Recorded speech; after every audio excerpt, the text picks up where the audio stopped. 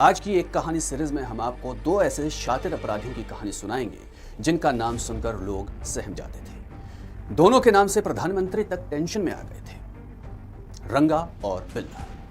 आपने शातिर अपराधी रंगा और बिल्ला के बारे में सुना होगा। अगर नहीं सुना है तो हम आपको दोनों शातिर अपराधियों की पूरी कहानी सुनाएं। साल 1978 का गीता और संजय चोपड़ा अपहरण और हत्याकांड शायद आपको याद हो या फिर आपने सुना हो। इस घटना ने दिल्ली समेत पूरे देश को हिलाकर रख दिया था। इतना कि उस समय के प्रधानमंत्री मोरारजी देसाई ने मामले में खुद जांच और कार्रवाई के आदेश दिए थे।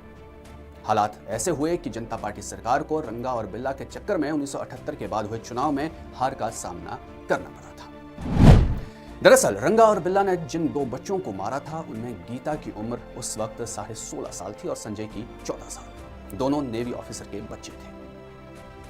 26 अगस्त 1978 का दिन सुबह से ही हल्की बारिश हो रही थी। दिल्ली के धौलाकुआं के ऑफिसर एनक्लेव से दो बच्चे गीता और Sanjay Chopra all India radio station जाने के लिए निकलते हैं। दोनों नेवल ऑफिसर पिता मदन मोहन चोपड़ा के बच्चे थे। दरअसल गीता और संजय चोपड़ा को ऑल इंडिया रेडियो के फरमाइशी प्रोग्राम इन द ग्रूव में हिस्सा लेना था। रात के 8 बजे प्रोग्राम शुरू हुआ। रेडियो पर घर वालों को बच्चों की आवाज नहीं सुनाई। रात के 9 बजे Madan Chopra all India radio पहुंचे। बच्चों का पता नहीं चला। पूछताछ पर खुलासा हुआ कि दोनों बच्चे तो रिकॉर्डिंग के लिए पहुंचे ही नहीं। घर वालों के दिमाग में एक ही सवाल था कि आखिर दोनों गए तो कहां गए। नेवी ऑफिसर कैप्टन चोपड़ा ने धौलाकुआं थाने में बच्चों की गुमशुदगी की रिपोर्ट लिखवाई। एक तरफ गायब दोनों बच्चों का कोई सुराग नहीं मिल रहा था, दूसरी तरफ पुलिस के हाथ में एक गाड़ी का नंबर था। शक था कि दोनों को उस गाड़ी से गायब किया गया है, लेकिन शक पुख्ता नहीं हुआ था।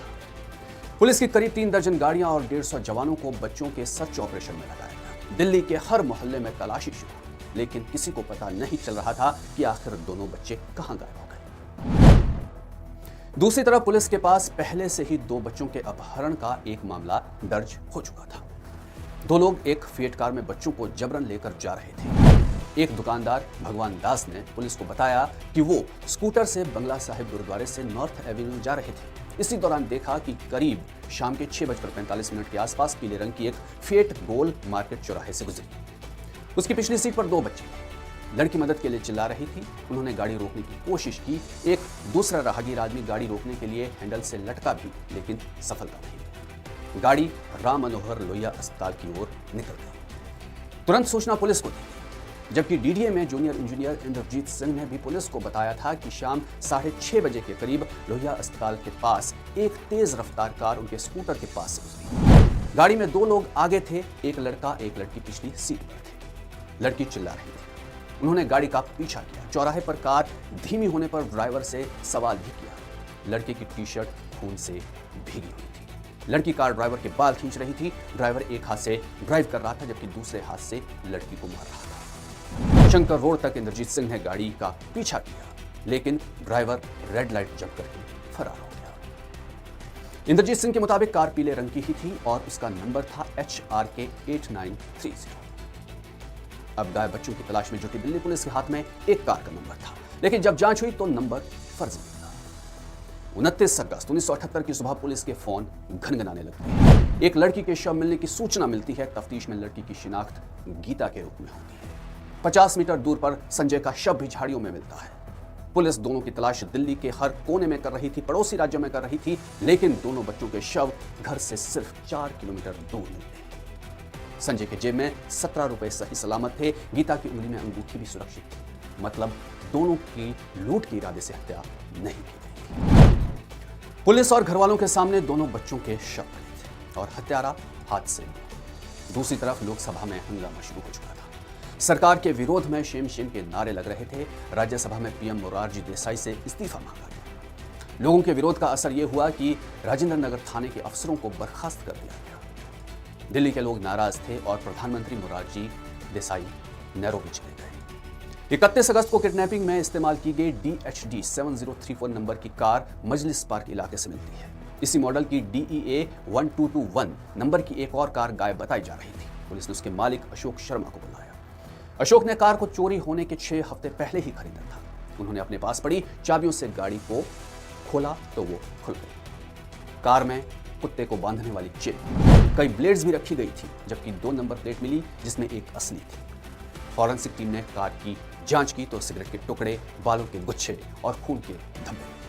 वहीं कार के मैट पर गीली मिट्टी मिली और मिट्टी उस जगह से मिलती थी जहां से दोनों बच्चों के शव बरामद किए गए थे। कार मिलने के बाद विरोध भड़क गया। छात्रों का हुजूम बोट क्लब पर पहुंचा। पुलिस के खिलाफ नारेबाजी शुरू हो गई। सरकार के खिलाफ छात्रों का विरोध देखते हुए विदेशी मामलों को देखने वाले मंत्री अटल बिहारी वाजपेयी पहुंचे और लड़कियों से बात करने लगे। उसी दौरान छात्रों ने पत्थरबाजी शुरू कर दी। पत्थर अटल बिहारी वाजपेयी के सिर पर लगता है। खून से उनका कुर्ता भीग जाता है।